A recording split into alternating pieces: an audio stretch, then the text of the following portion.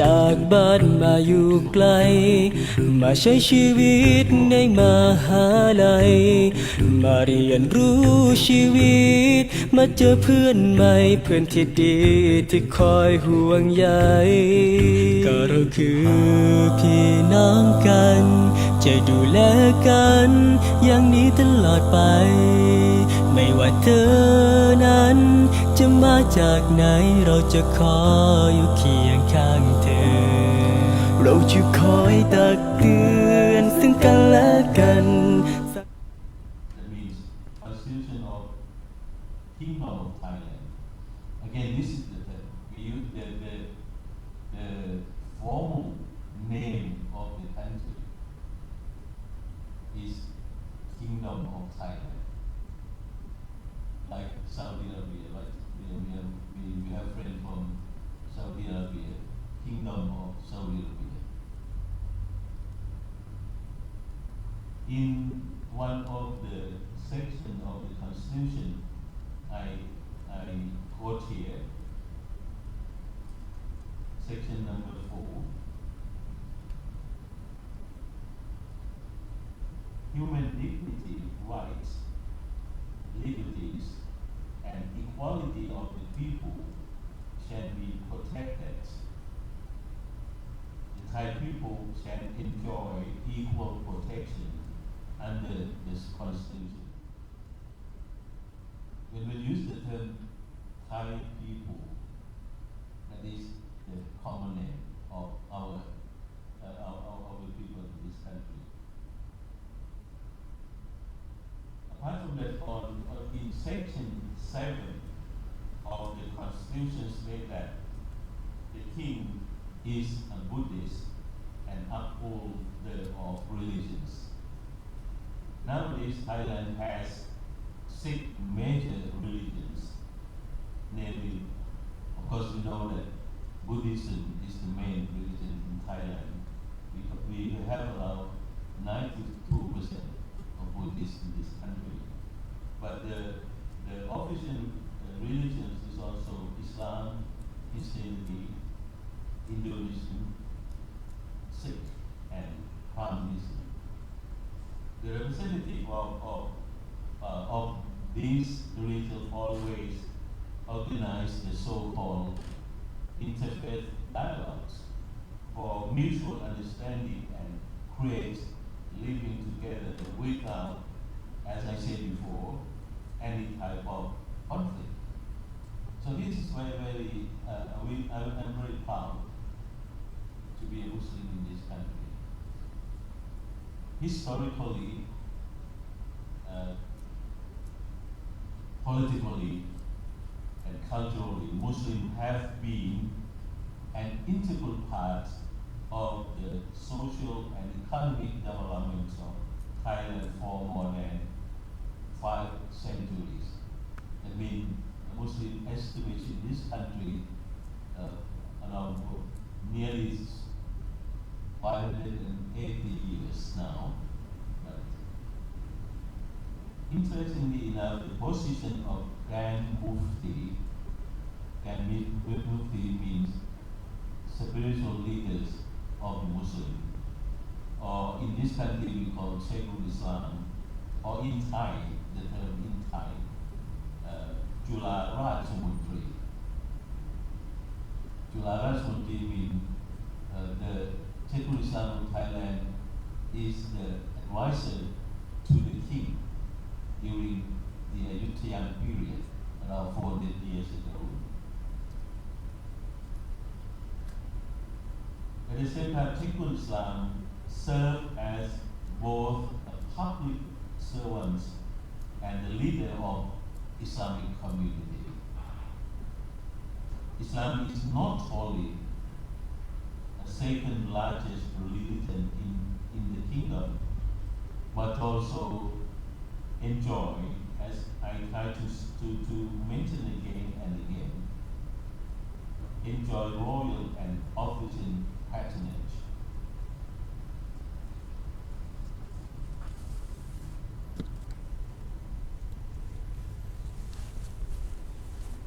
Islam is the dominant religion in the southernmost provinces. But in other regions, the number of Muslims has been increasingly and spreading throughout the country. Most of Muslims are ethnic Malay, but the Muslim population comprises of diverse ethnic groups, including descendants of immigrants from Arabs, Persia, South Asia, China, and of course Indonesia. For the Chinese Muslim based in the north of Thailand, if you visit one province or one or two provinces in the north, like Chiang Mai or Chiang Rai, you can meet a lot of Chinese Muslim in this country.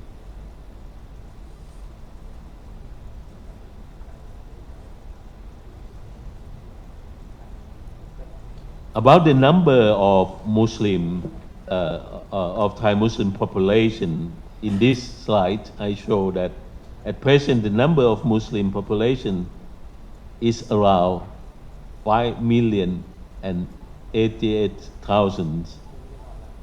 38% of them are in the 4 southernmost provinces, while 25% are in 8 southern provinces. 500,000 or around 9% are in Bangkok.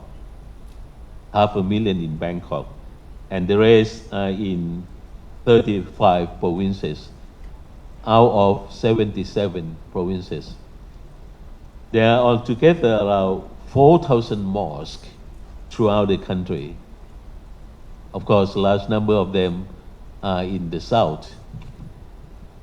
Most of the mosques have basic religious school or learning center to study Islam from the beginning of their life. Around 70% of them get some financial support from local authority. Local authority means the local government in several provinces.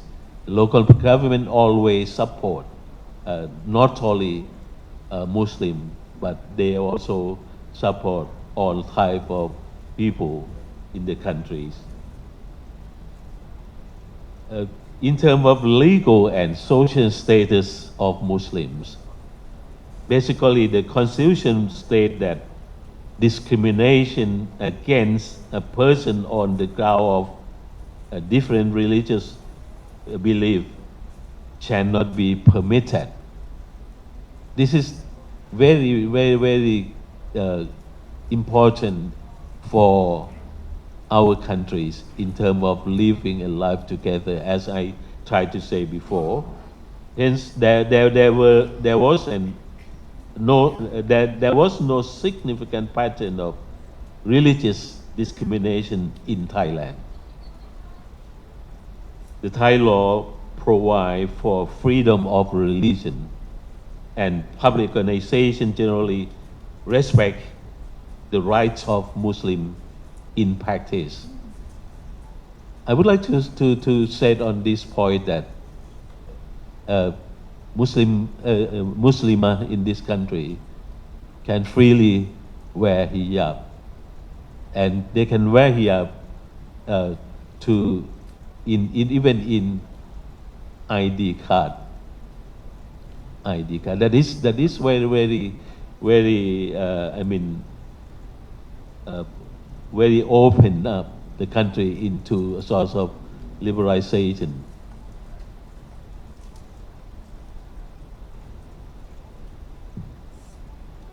In this slide, I tried to explain some what I call unique example. Since the year 1946, Thai law allows the application of Sharia law in relation to matter of marriage, divorce, inheritance, juveniles and family in the 4 southern provinces of Pattani, Yala, Narathiwat and Stul through the court.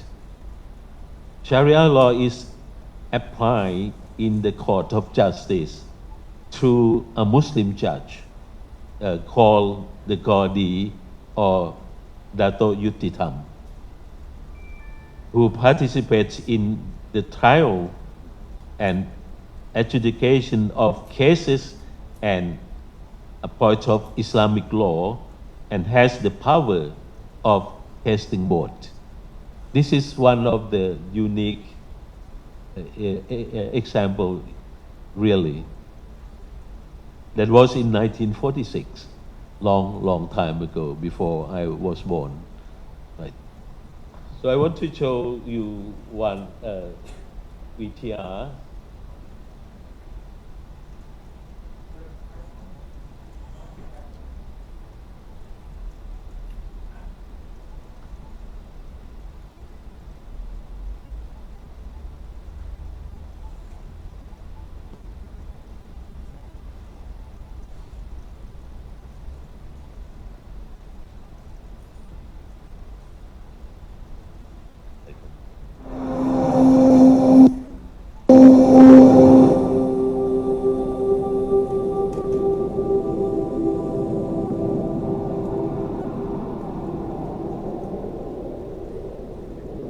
Thailand, a democratic nation with constitutional monarchy, is known for its long-lasting sovereignty, peacefulness, and bountiful resources. It is a predominantly Buddhist nation with a vibrant Islamic tradition.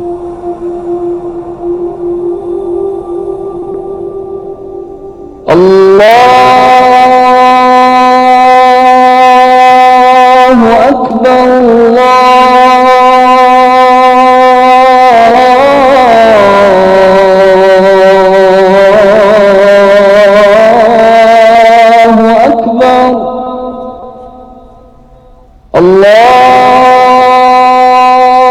Throughout Thailand's history, the Muslim minority has played an important role in developing and administering the nation as merchant nobles. Superior authority on issues of Islam, or Sheikhul Islam, known as Judarajamontri in Thailand, dates back more than 400 years. Today, Muslims comprise 8% of Thailand's population of 70 million and are governed by the Royal Act concerning the administration of Islamic organizations, Buddhist Era 2540, AD 1997, which is structured in 3 levels. It begins with 6 million Muslims nationwide electing an Islamic Mosque Committee at the community level. At the second level, the imams leading the mosques elect the Provincial Islamic Committee. And at the highest level, the Provincial Islamic Committee elects the Judarajamontri as Supreme Administrator of Islam in Thailand, or Sheikhul Islam of Thailand. Members of the Central Islamic Council of Thailand are comprised 3/4 from the Provincial Islamic Committee, while the remaining 1/4 is appointed by the Sheikhul Islam of Thailand. The Central Islamic Council of Thailand is responsible for the administration of Islamic activities in Thailand and is structured into at least 10 organizations, 2 of which oversee Islamic ways of life, namely the Halal and Hajj organizations. The Halal Organization of Thailand administered accreditation of halal products and services since 1949. Today, all standards and regulations are set forth by the Central Islamic Council of Thailand. Procedural approval and operations are a joint effort of the Central Islamic Council of Thailand and the Provincial Islamic Committee to the concept Sharia certifies halal science supports, which exclusively uses the single halal symbol granted by the Central Islamic Council of Thailand, with the Halal Standard Institute of Thailand as its instrument in ensuring standards and scientific support.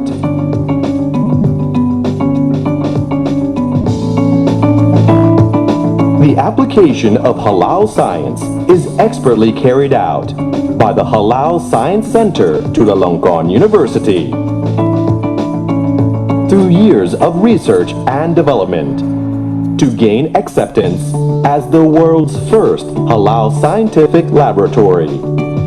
All scientists working at the center are Muslims committed to develop analytical and approval processes to achieve halal standard.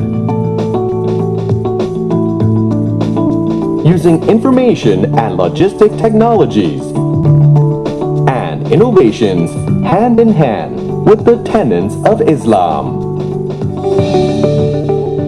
Today, over 4,000 businesses and industries are halal certified, with over 100,000 products displaying the symbol, and over 700 trained personnel involved in the accreditation process, both in Thailand and overseas.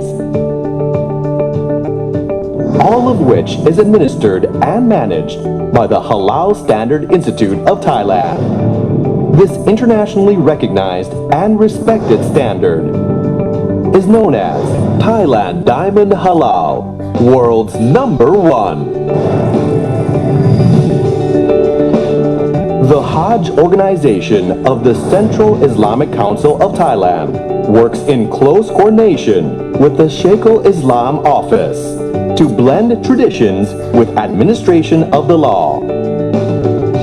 The Sheikh Islam office has established the Amirul Hajj office to provide assistance to all Thai Muslims on their Hajj pilgrimage to perform Hajj and Umrah in Saudi Arabia.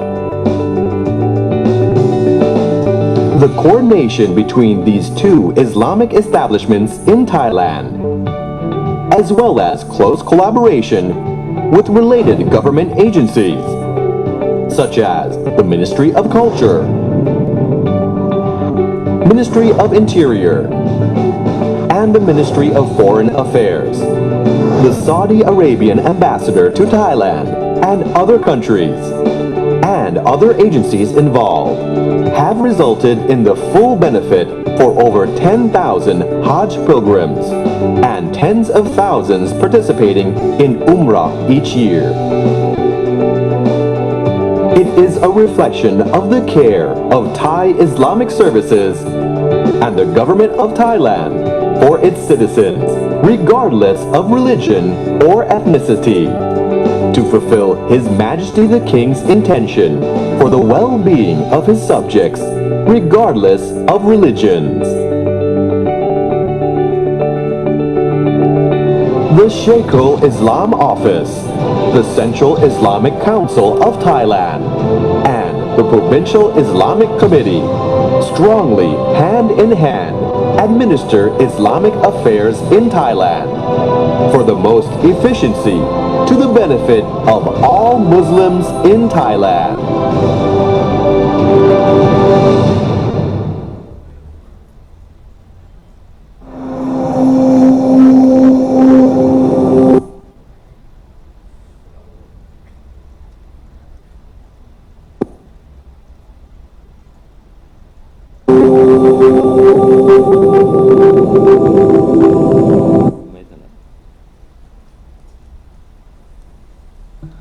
That is why very beautiful presentation, I think. And in order to understand furthermore, you may consult with one of two sides in this presentation.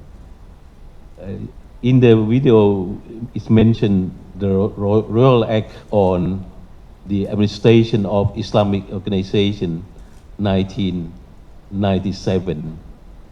This act gave full authority to three levels of Islamic organization.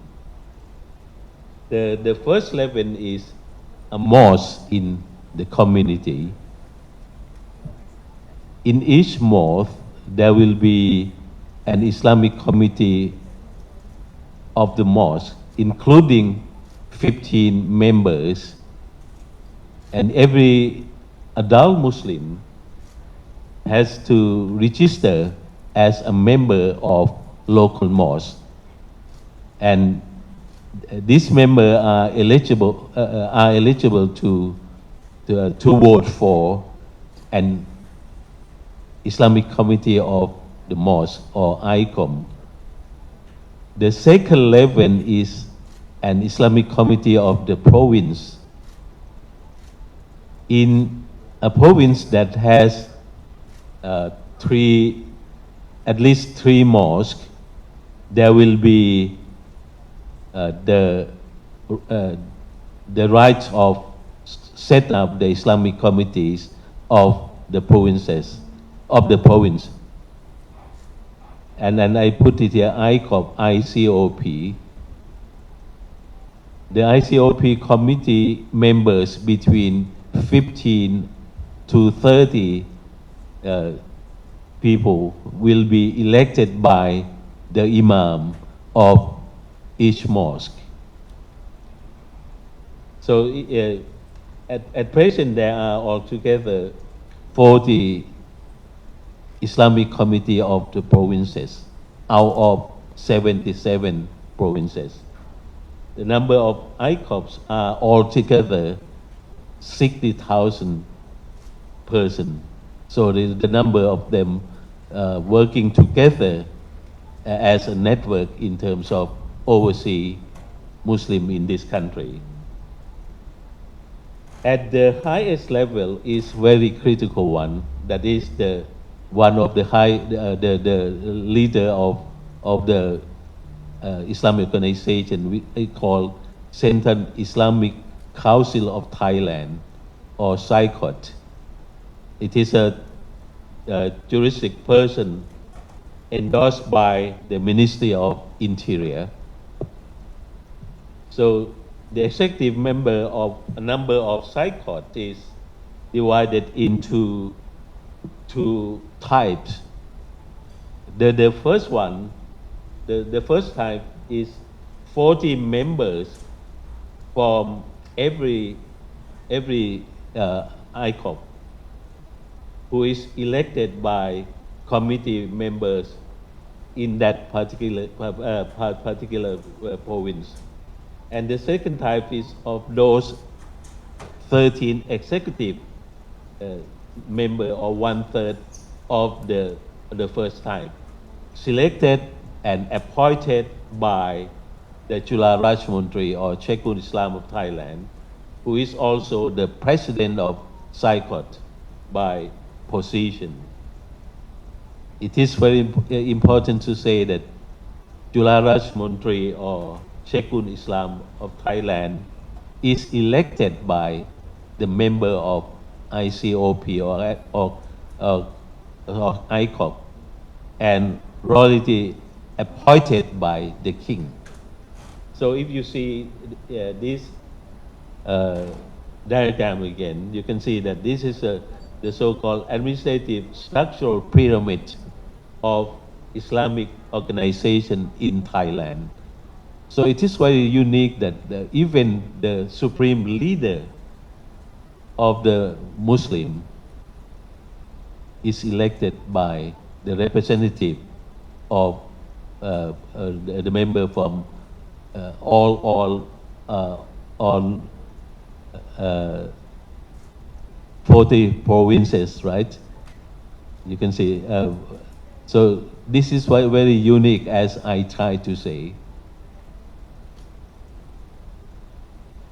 Now we move on to another issues. I think it is very important one, and I also one of the key person in this type of halal economic development.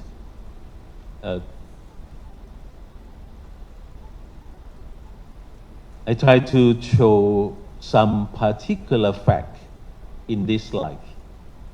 The first one, Thailand is very strong global position in, as you may know, we call the kitchen of the world. Thailand as a kitchen of the world because Thailand is very strong in terms of food security, right? Since the year 2000, the government from that period of time up to present, they still keep this policy together. And one of the, Thailand is also one of the 10 biggest countries exporting halal products to the world.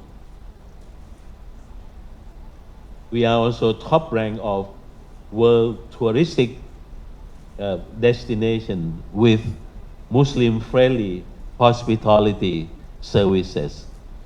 You can see that you stay in this hotel, right? This is one of the first fully halal hotel provided Muslim-friendly services, right?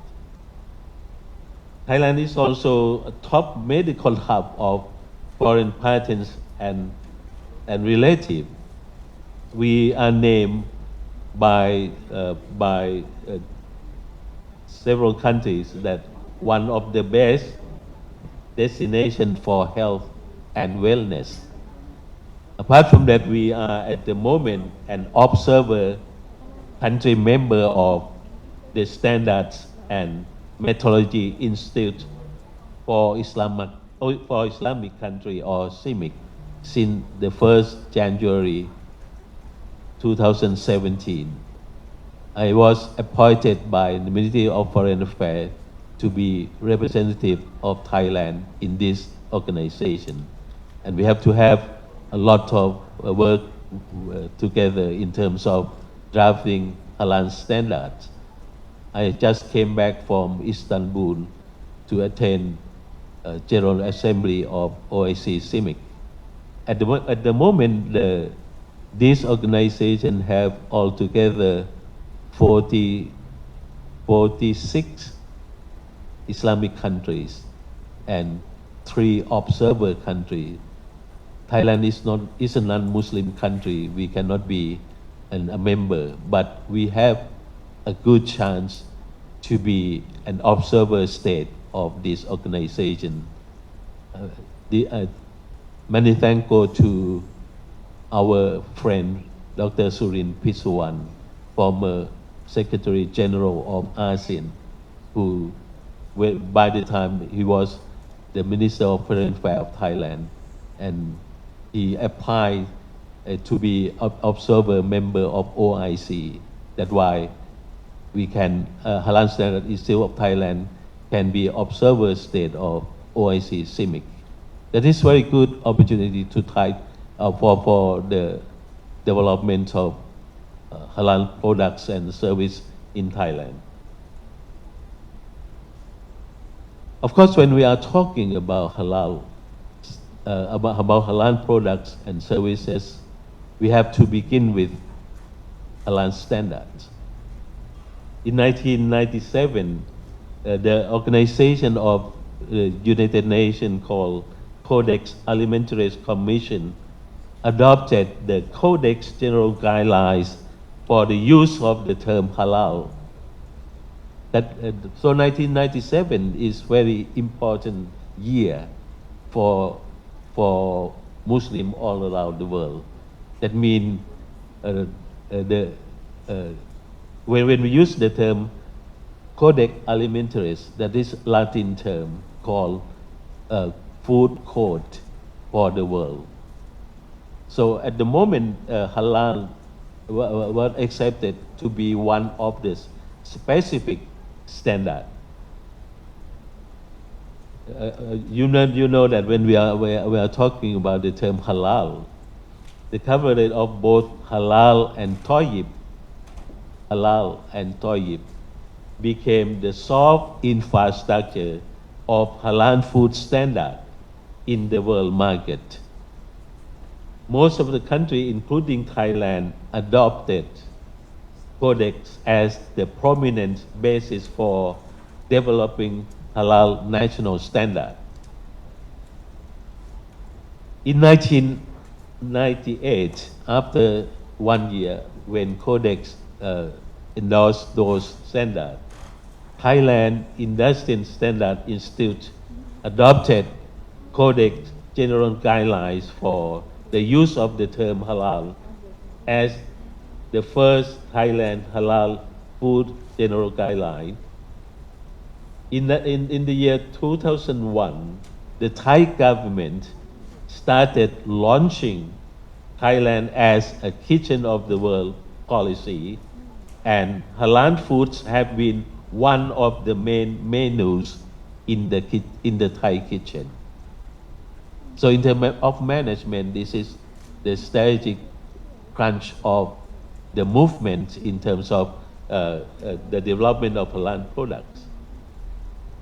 In the year 2001, the Central Islamic Council of Thailand, or CICOT, and the Islamic Committee of the Province of ICOPS were given full authority in running the halal management system in accordance with the Royal Acts of Administration of Islamic Organization 1997.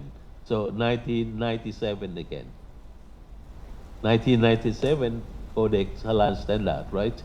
And 1997 we can begin the journey into the development of halal products in this country.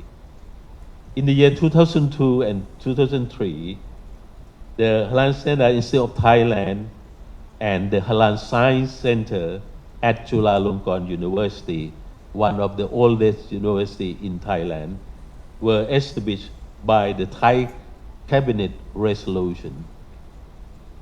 The two institutes have been working closely together as academic and scientific support to CICOT and ICOP in 40 provinces. So you can see that this logo on the right hand side, this is the ICOP, right? And then this is CICOT.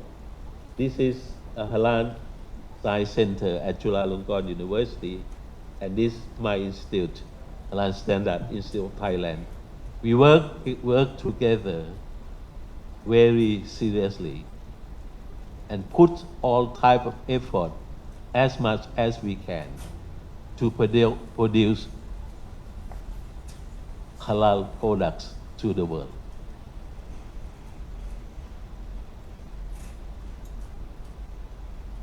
Since the year 2004, the Islamic Fiqh Committee appointed by Sheikhul Islam of Thailand has given judgment or fatwa on halal haram ingredients based on Sharia compliance principle. In the year 2005, CICOT started using halal management regulation and guidelines for halal certification system in Thailand.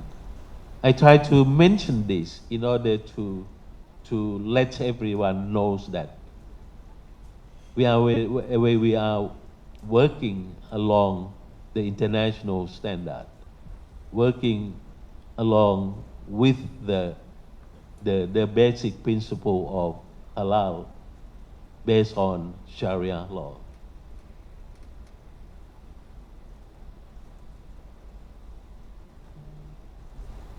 In the year 2007, 10 years after we launched the Codex Halal Standard, the endorsement of CICOT Halal Food Standard called STS 1501 1426 product halal food to be the Thai agricultural standard or halal food. This is the first halal food standard launched to become the national standard, not only for site but standard. Now move on to another VTR. Okay.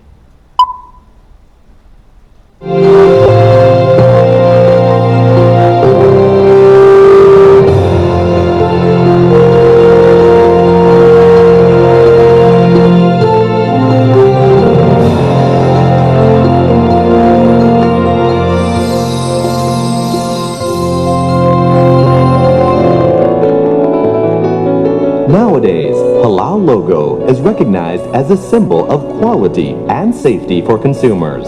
Not only Muslims, but all consumers. The national halal strategy of the Thai government is to create confidence and lift up the standard of halal Thailand to be recognized in the world market through its advantages in halal science and technology, which was developed in Thailand and the first in the world.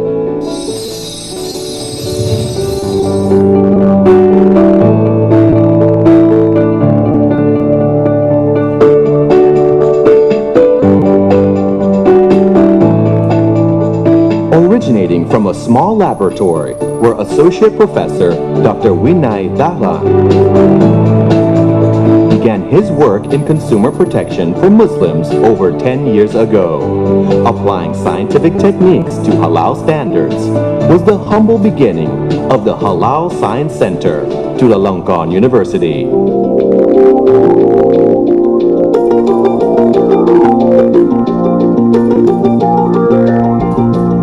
Nowadays, the Halal Science Center, Chulalongkorn University, is widely and internationally recognized as a pioneer in halal science and technology development, having received many international awards from various countries.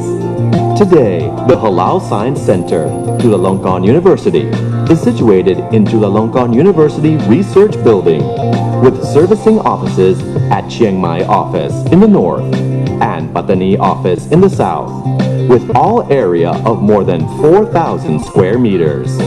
It's equipped with hundreds of modern scientific equipments, more than 50 personnel, with entire Muslim scientists in accordance with Islamic regulations.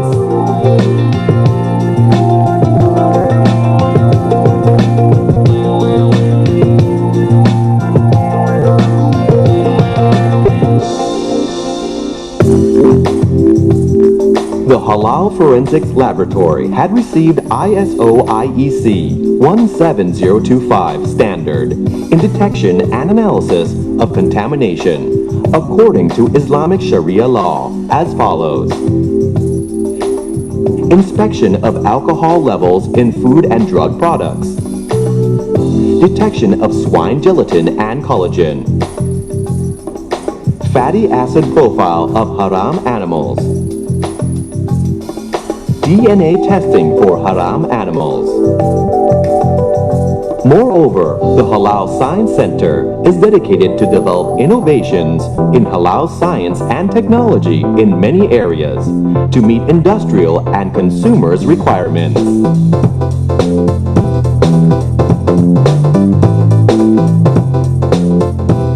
One major innovation to be proud of by Halal Science Center is halal standardization called HAL-Q system, which is a management system to guarantee and assure halal food safety. Today, HAL-Q system has been applied in more than 300 locations across Thailand.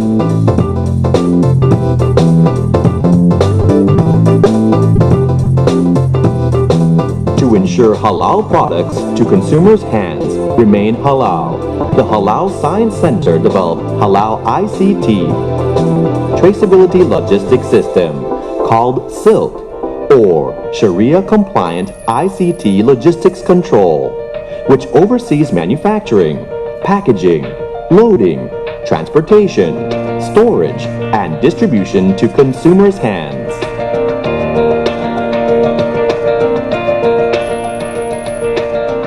In addition, the Halal Science Center has developed various computer programs and applications for consumers' convenience to be able to reach information of halal products through barcode and QR code using smartphones and tablets.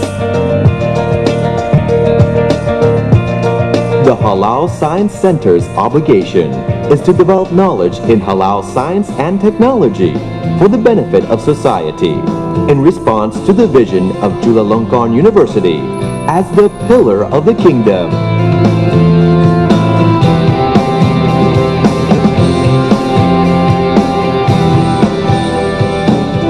From the first step to today, the Halal Science Center Chulalongkorn University has always been a part of the strength of halal standards in Thailand.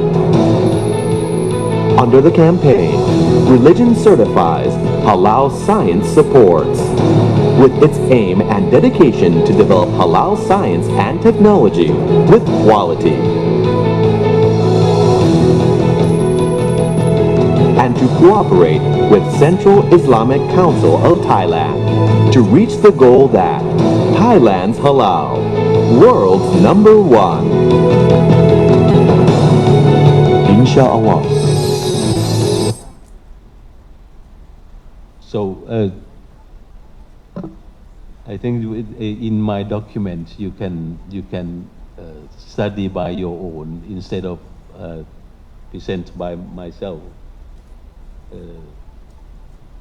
This is the system as mentioned in that video.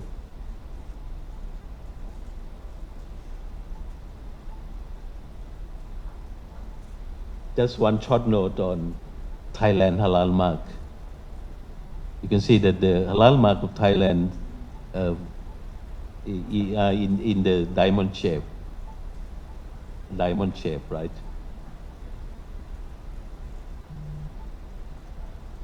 The use of halal mark, if you can see even in some, I don't know, the Sheikhul Islam, the use of halal mark signed by Sheikhul Islam or Grand Mufti, who is the president of SICOT, as I mentioned before. Thailand is therefore a single halal mark country. We have only one halal mark, right? But the Islamic Committee of the province act as certification bodies, but for halal mark signed by the president of SICOT. This one I have already explained about the member of OIC CIMIC, right?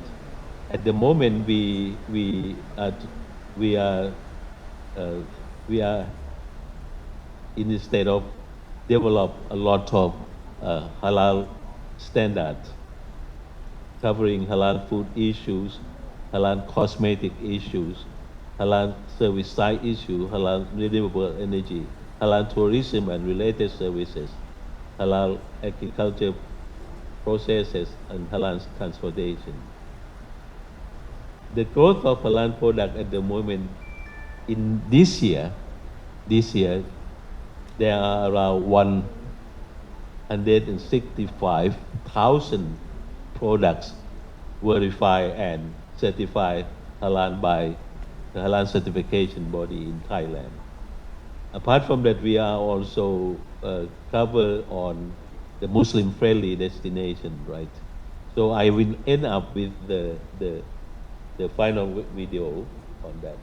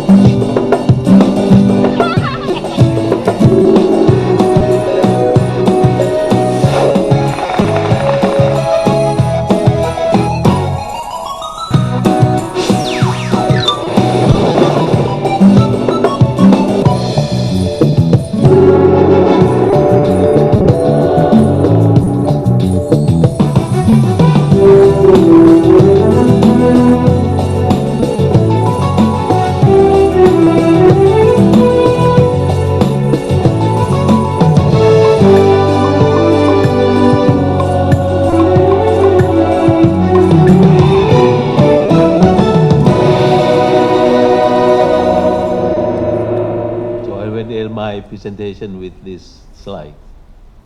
Now,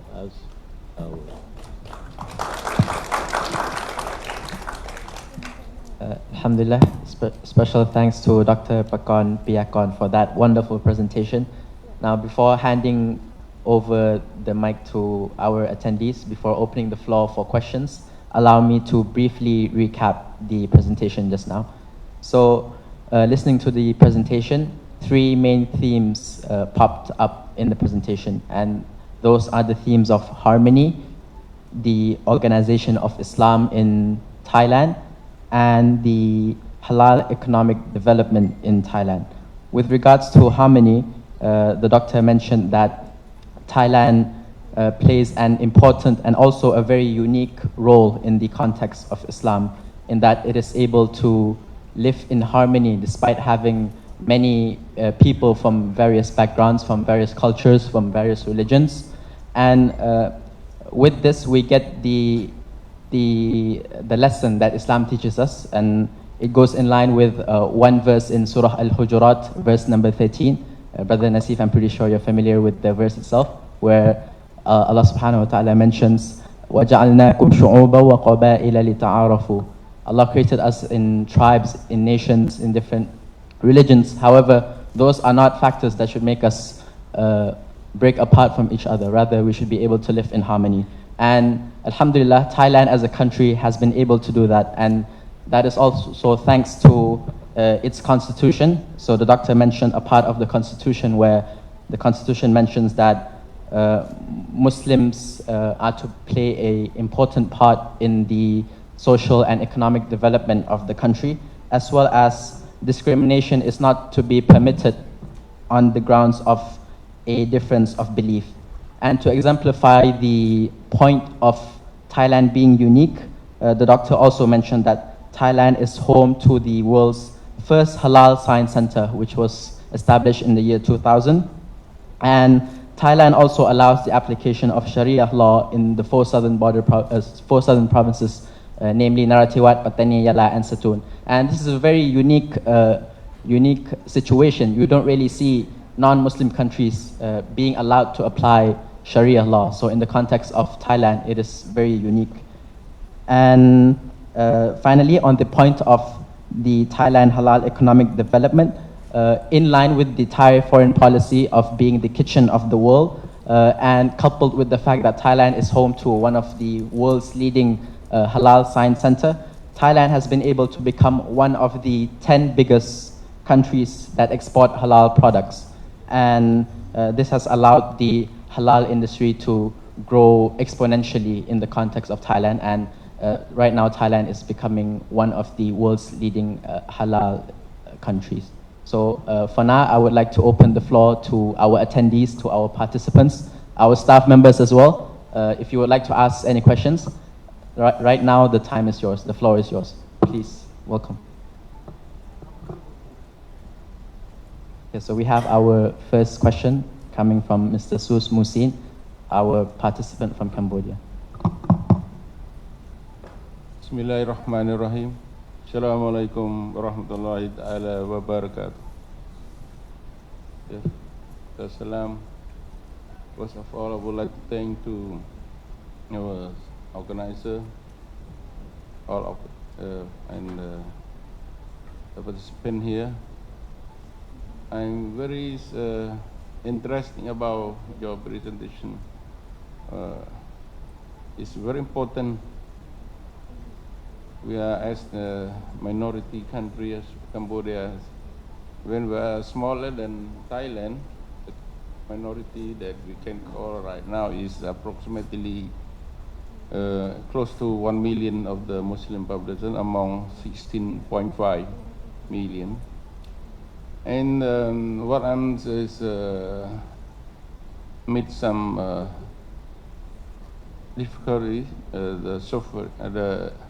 for this halal in across the country, because as the Muslim in Cambodia is majority is mostly farmer and fishermen as well.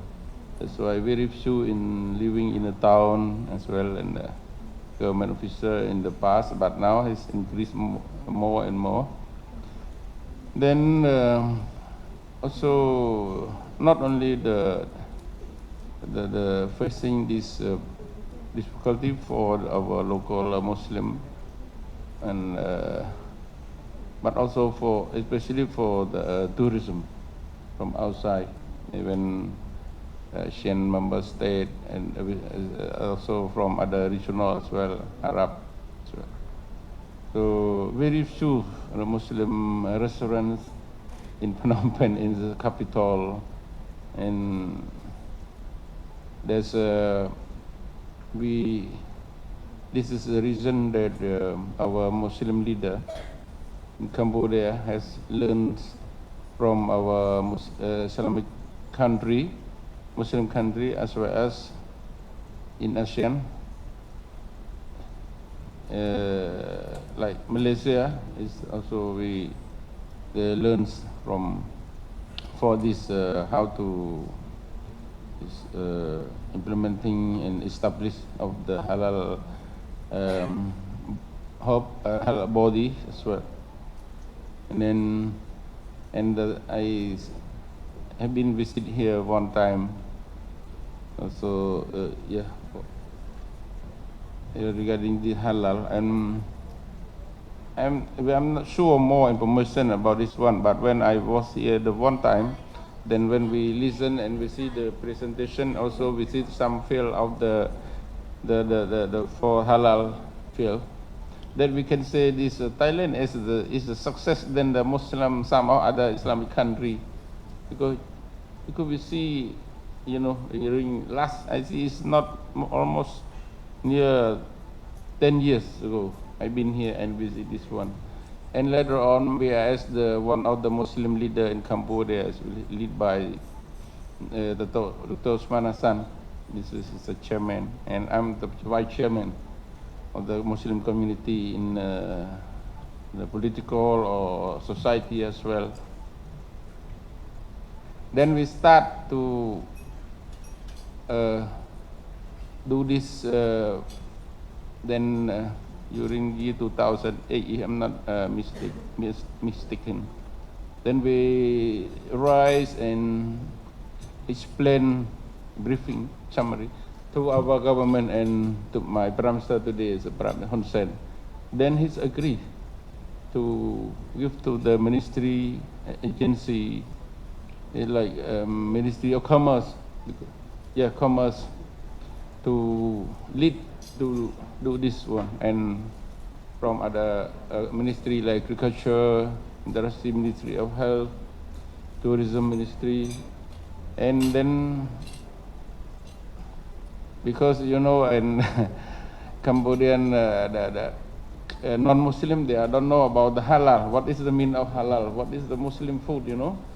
Because sometimes, like I said, the Muslim is at the agriculture, they stay at the countryside. So some of the minister or government top leader, they don't know what is halal. Just say, oh, Muslim not eat pork or eat dog or something like that. Beside this, they said, oh, chicken, cow, without slaughter, without bismillah. Said, okay, all halal, like bird. Yeah, this is the real one that I want to share. That my country, this is very, even now, myself as the one of the, in the government, in the 15 year and now to the parliament as well, they just said, okay, please, let's see, drink, this, drink that, or now drink this one, no alcohol, so wine but no alcohol, something like that is, I said, is halal, something. That's why we are try to explain the minister, the who are in charge this one to know, and then let him to lead this what call it like relevant committee from different agency ministry. So another one is try to explain them to understand what is the importance of halal. Another one is so how our lack of the resources from our Muslim side, because the scholar, the intellectual, whatever the very few what call it, they study about food technology or whatever halal as well. So alhamdulillah, let the and dry, and in year 2019, and all document has completed, and then we send to Prime Minister, and we call it like sub-degree to sign by the Prime Minister, alhamdulillah, and to also the steering committee to appoint what call it the chairman, vice chairman, and committee member steering committee for halal Cambodia, and then after that we try to send our a delegation to Thailand many times to attend a conference of halal, and to Malaysia, and invite for our the honorable guests from the respective country come to Cambodia to about technical and experience and whatever the so come to this your presentation. Excited is number one. I want to get this presentation.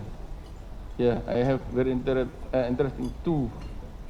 Number one is about how to manage to organize the Muslim community in Thailand, in Kingdom of Thailand, to become recognized by the former king, the government for a long time, and to get the very full support from the king, royal family, and the leader here, and you successful to about the structural of the top level to the grassroots as well. I is one person that I'm try, because when I was Ministry of Regional Affairs, try to upgrade and to make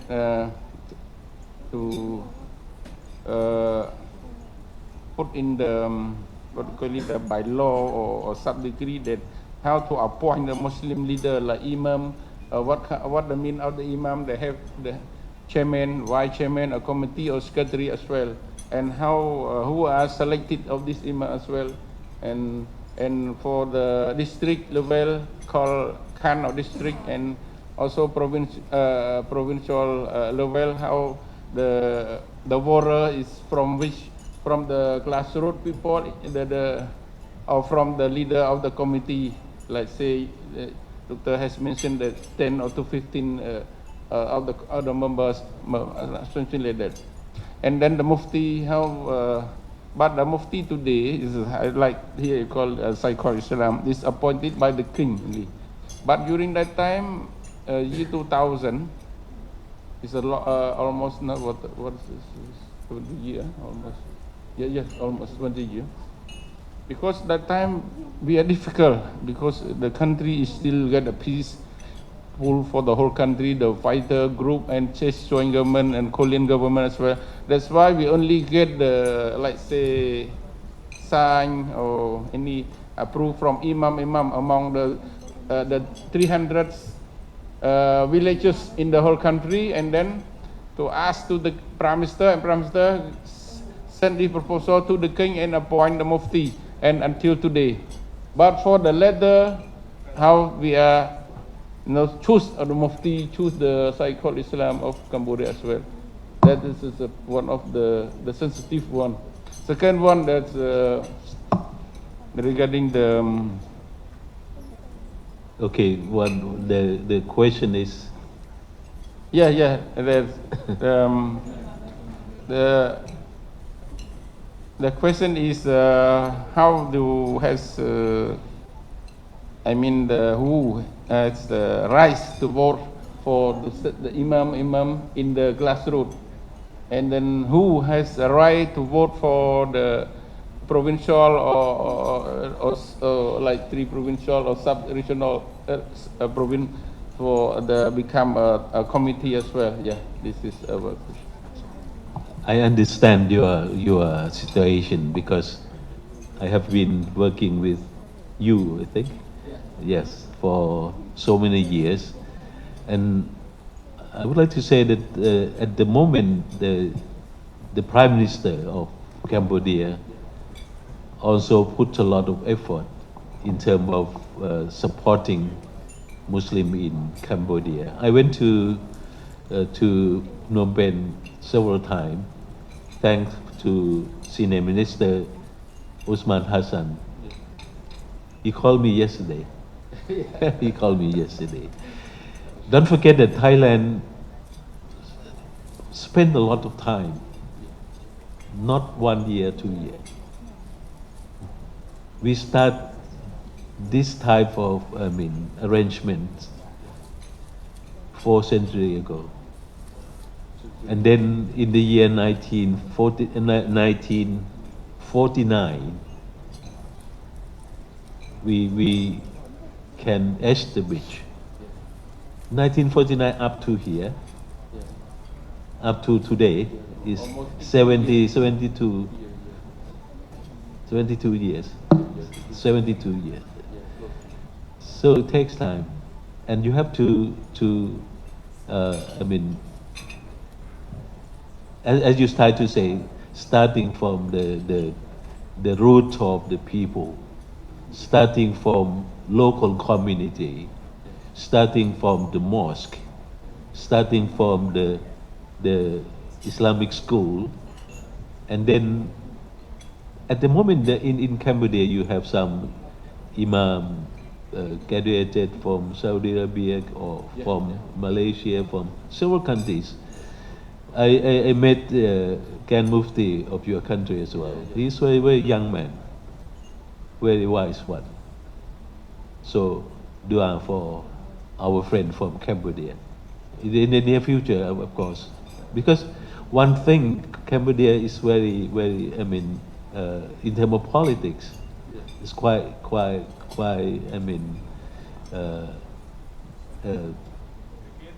there is no conflict as in other countries, so that's very good.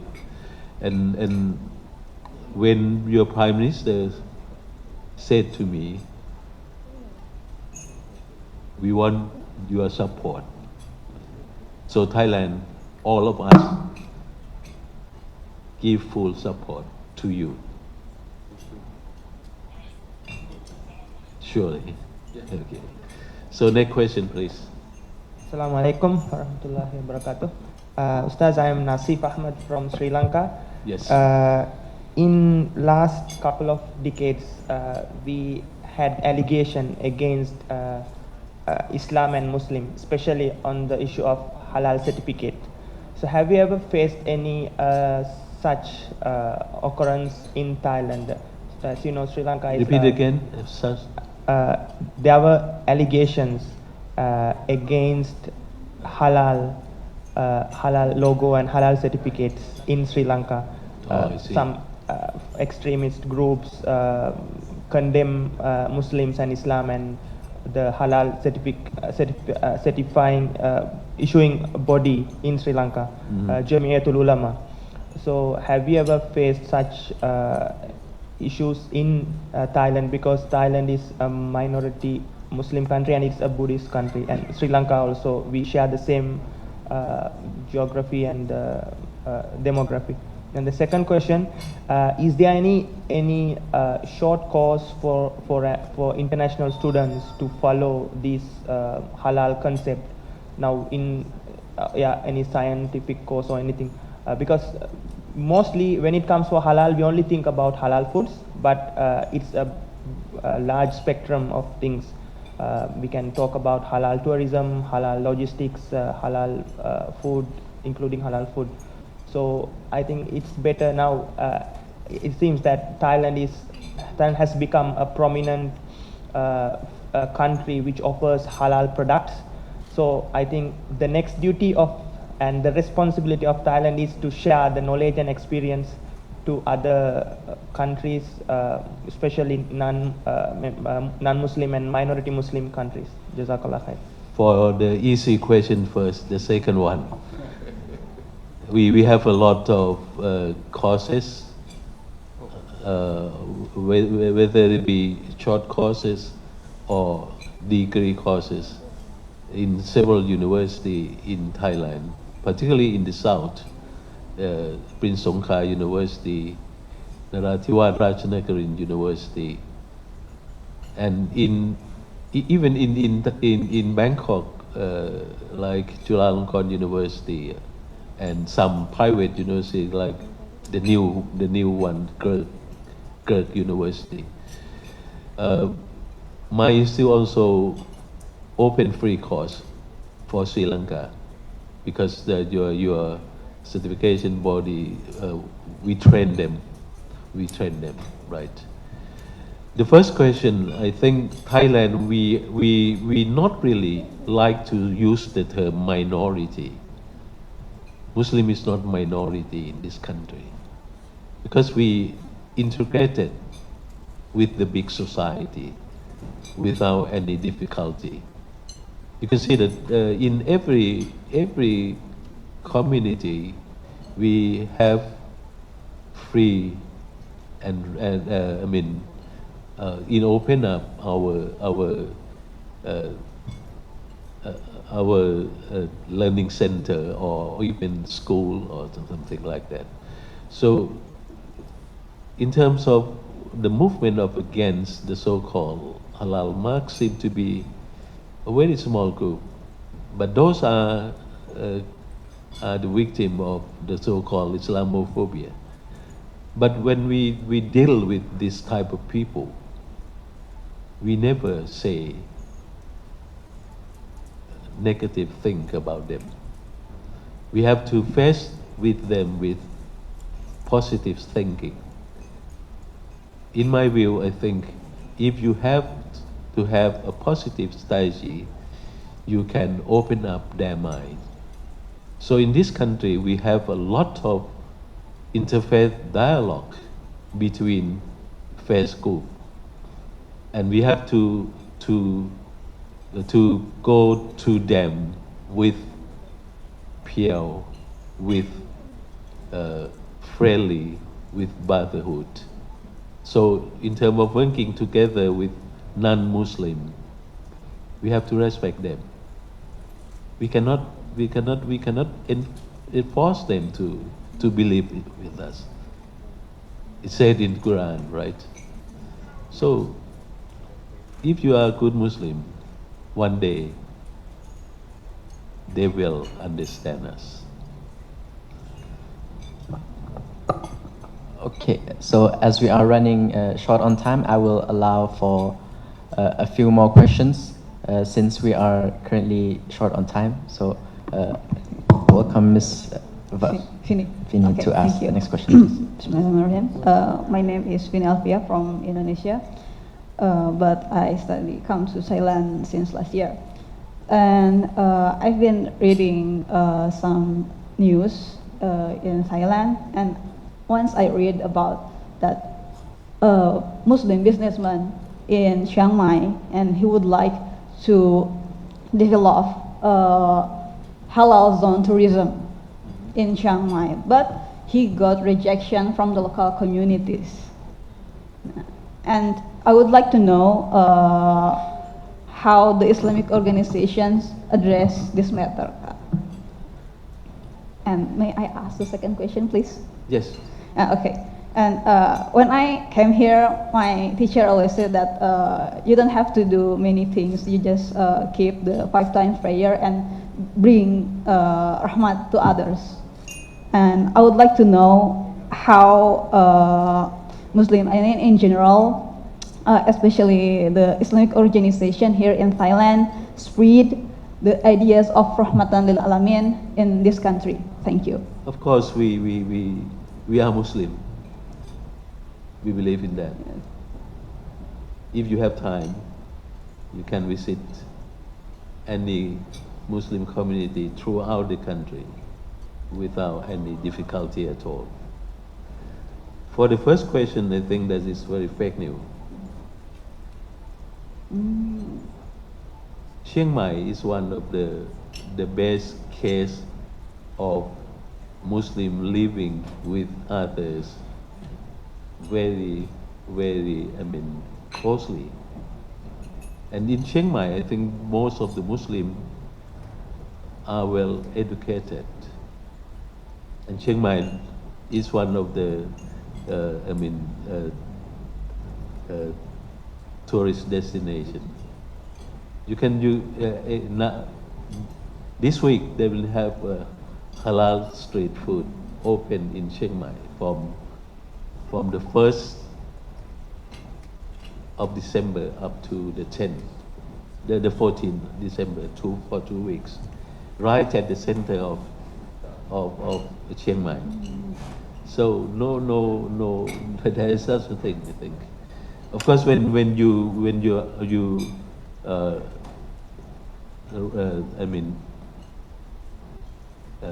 heard news like that,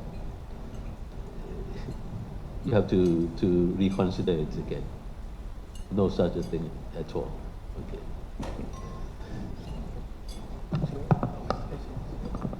Okay, and now deep apologies, but I will allow for one last question. So please welcome our brother from Myanmar with the last question.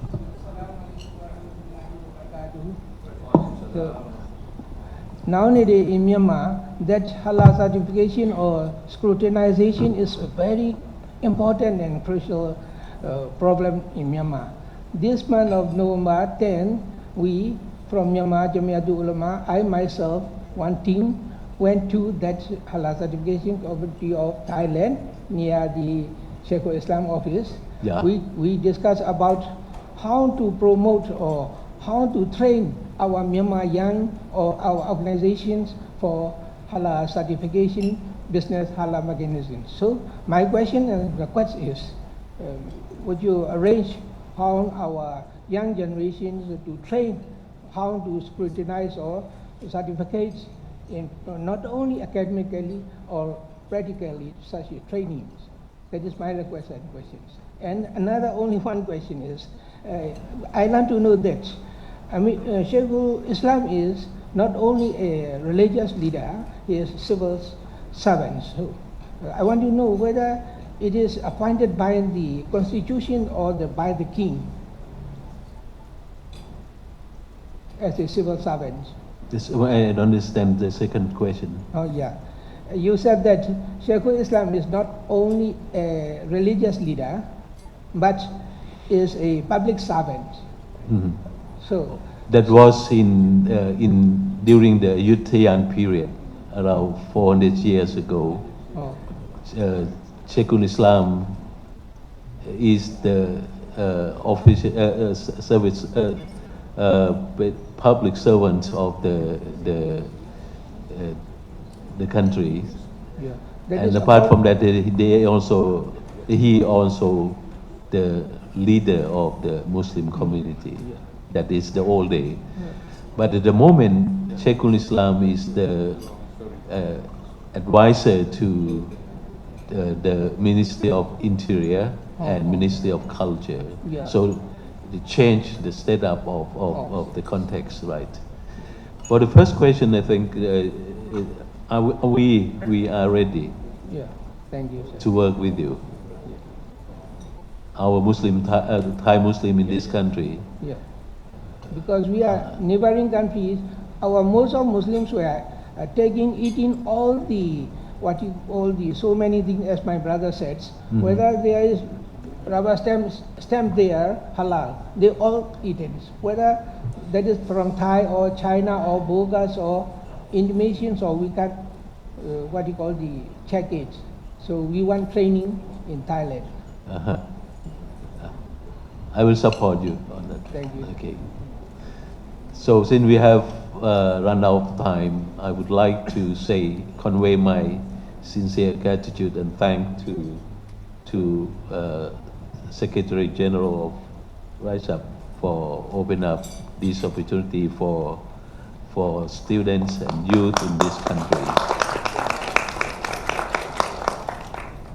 With this, I say, wabillahi taufiq wal hidayah. Wassalamualaikum warahmatullahi wabarakatuh. Now, before moving on to the next session, I would like to invite our esteemed speaker to receive a souvenir from Dato Marzuki, the Secretary General of RISEAP. Please welcome.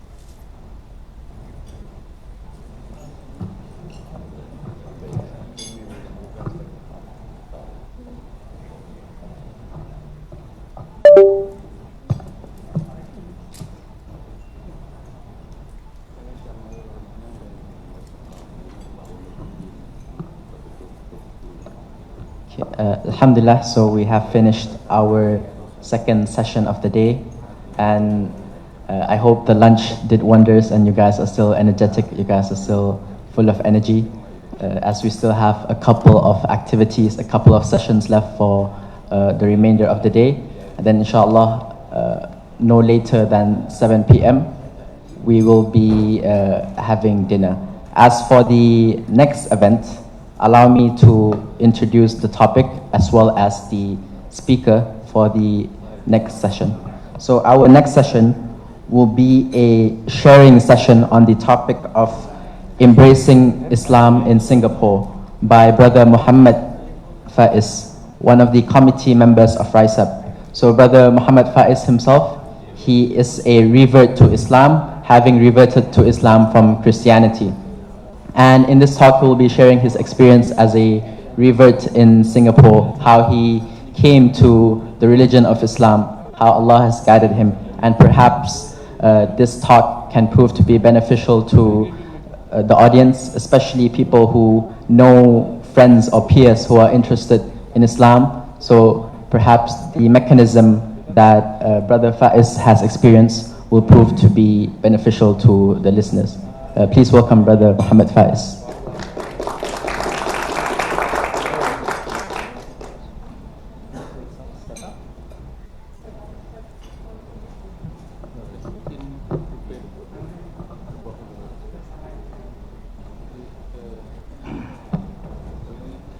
Assalamu alaikum. Good afternoon, everyone.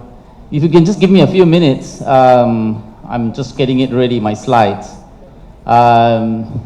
It's a long afternoon for all of us. The lunch was very, very happy. When they told me it's 3 o'clock, my sharing, it's 3:45. It is the worst time of the afternoon. This is the sleeping time, siesta. So I hope you can bear with me. I will try to make it as informative and interesting as possible. As I mentioned, it's just sharing. I'm not here to give a lecture. It's just to tell you what is it like in Singapore. Many of you are from Muslim minority countries, and I'm sure you also have people in your countries who are interested in Islam, are either interested in Islam or want to take the next step to be a Muslim. So of course all our countries have got different procedures. Today I just want to share with you some of the procedures that we have to undergo in order to embrace Islam in Singapore. So it's quite procedural, meaning it's the process. I'm not going to share so much on the stories because everybody's journey to Islam is different. I will spend some time sharing with you a little of my own personal journey. It's not as exciting as some people, but I thought I'll give you a little idea of a person who is born a Christian and then coming into Islam. So if you'll just bear with me 1 or 2 minutes, we'll get this set up and then I can start off. Are you ready? No, not video, slide. Okay, that's good. Okay. But first, before I start, I want to ask you whether you are ready. Are you ready? Yeah, so I want to hear you say you're ready. Okay, okay. This is a way of you to wake you up, huh? Yes. Okay. Thank you very much, everyone, for making your presence here. I want to greet and offer my special thanks and greetings to, first and foremost, Brother Sarawut Jalaluddin, the Vice President of the Regional Islamic Dawah Council of Southeast Asia, or RISEAP, the Honorary Secretary General, Dato Haji Muhammad Mazuki. Is he here? Okay. And all the delegates from the various countries, peace be upon you. Thank you for giving me your attention. I want to start off by sharing with you a little bit brief introduction. Earlier, our young brother here shared with you that I am he used the term revert. In Singapore, we use the term convert. So it's either convert or revert, it's the same thing. I was not born a Muslim. I was born a Roman Catholic, or a form of Christianity. Both my parents are Roman Catholics, Christians, and they are very staunch Christians, meaning they are very strong in their religion. And I grew up as a very strong Christian, attending church on Sundays, attending Bible classes. I even learned Bible studies as a subject in school and took it for examinations at the GCE O level as well. So I'm quite familiar with Christianity. If you're going to ask me, so I know what's on your mind, right? If you are a Christian and your family is a very strong Christian family, then why Islam and how did Islam come to you? That's exactly it. Islam came to me. I didn't go to Islam.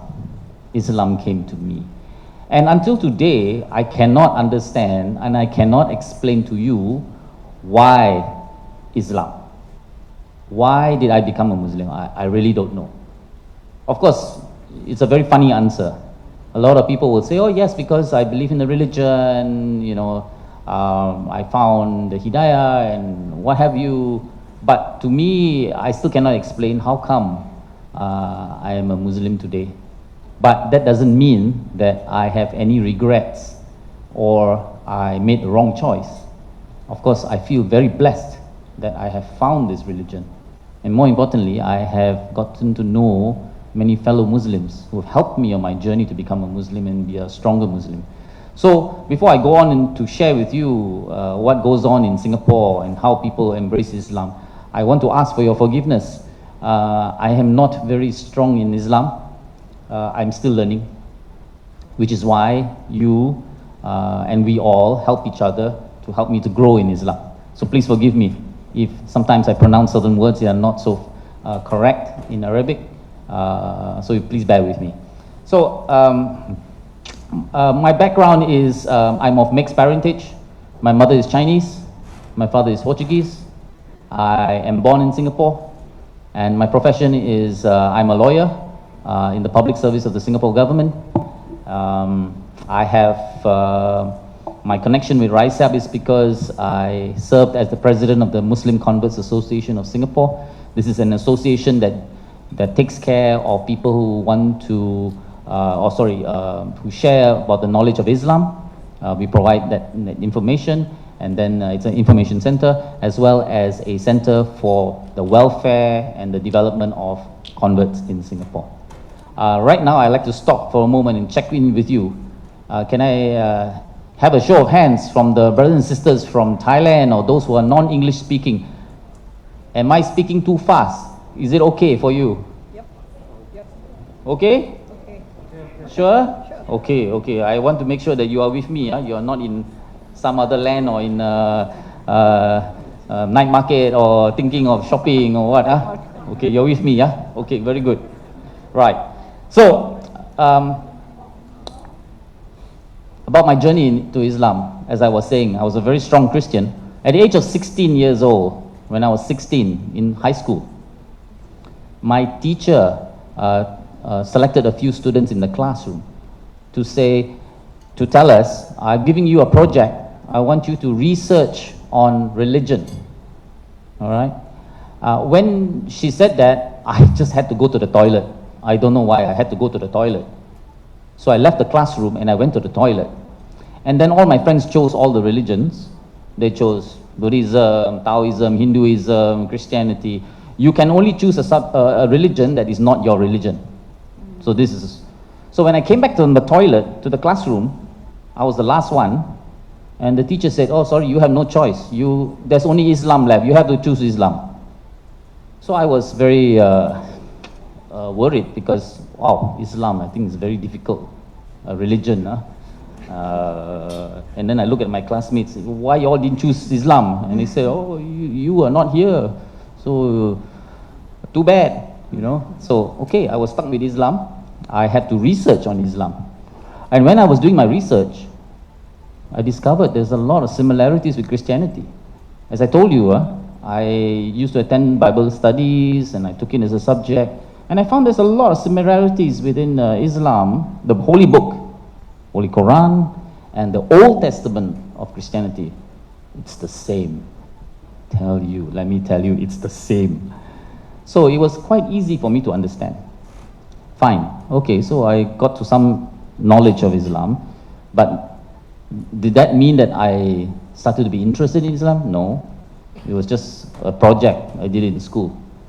And then when I turned 18 years old, as you know, in Singapore, we have conscription or military service, compulsory military service for all the males. I was drafted into the army for 3 months to do basic military training. And when I went into the Singapore Army for 3 months, you are assigned a buddy. A buddy is someone who is your partner, who will help you, and we help each other through the training. This buddy of mine is a very strong and staunch Malay Muslim. Okay? I don't know him, but we got to know each other, and we were together for 3 months. The 3 months we suffered together. We were punished together, we were running together, we were in the jungle together. 3 months. And in those 3 months, I saw that he was praying at least 5 times a day. If he couldn't do it 5, he was doing it 4 times. If he couldn't do it 4 times, he was doing it 3 times. But he was praying every day. When I saw this, he would take his wudu and he would pray. Even in the jungle, he would still do it. So I was very amazed by this because of his faith. Then I remembered, oh yeah, I know something about Islam. I researched it when I was 16, and we started talking about Islam. But our time together was very short. It's only 3 months. And then we separated. He went on carried on in the army, and I was selected. Because after 3 months, we either go to the Air Force, the Navy, the Army, or the police force. So there's also a police force, national service in the police force. I was sent to the police force. And when I was sent to the police force, I had to go for 9 months of officer training. In that 9 months, I was given a buddy, a partner, and the person who was given, assigned to me to be my buddy or my partner, can you guess? No, not the same person. Another Malay Muslim. Okay? So, what's the big deal? Another Malay Muslim, yeah, right. But this Malay Muslim, very strong in religion, praying 5 times a day. So I was blessed again. But this time I had longer time with him. Not only 3 months, I had 9 months with him.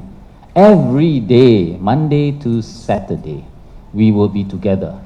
And then I see him pray, and then he tells me about Islam. I ask him questions. So after I finished my training 9 months, I was sent to the police station, and then I had to learn about patrolling on the streets, and you have to be partnered with a very senior person in a police car to go around the streets and all that. And I was assigned to a partner, guess who? Another Malay Muslim. But this time he's about 20, 30 years older than me. And he's very strong in religion as well.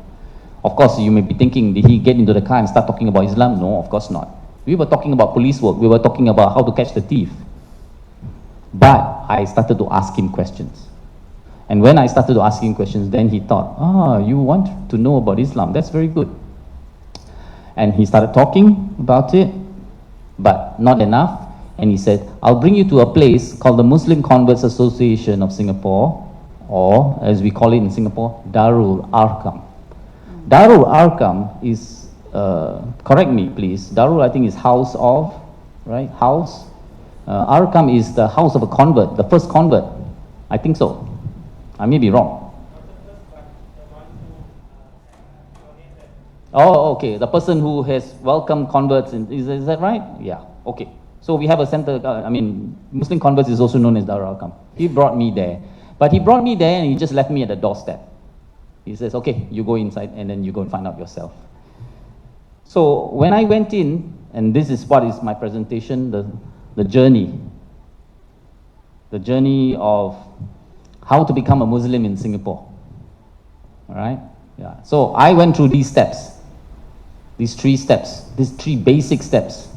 I attended courses about Islam, and then there is when you become, you make an appointment to become a Muslim, and then you finally recite the Shahada and you go through the conversion.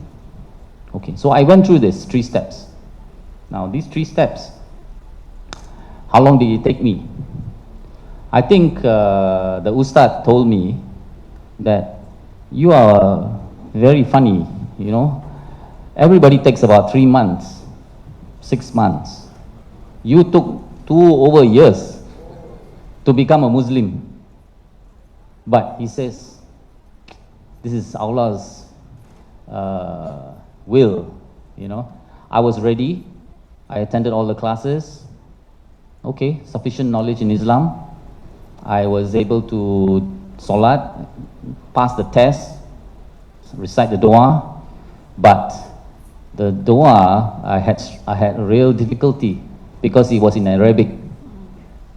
You know, right? In Arabic, right? We are not native Arabic speakers.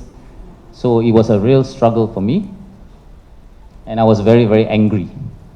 I was very, very angry because I thought, as I learned it in Christianity, God understands all languages because there are all sorts of people all over the world. So why must it be in Arabic only?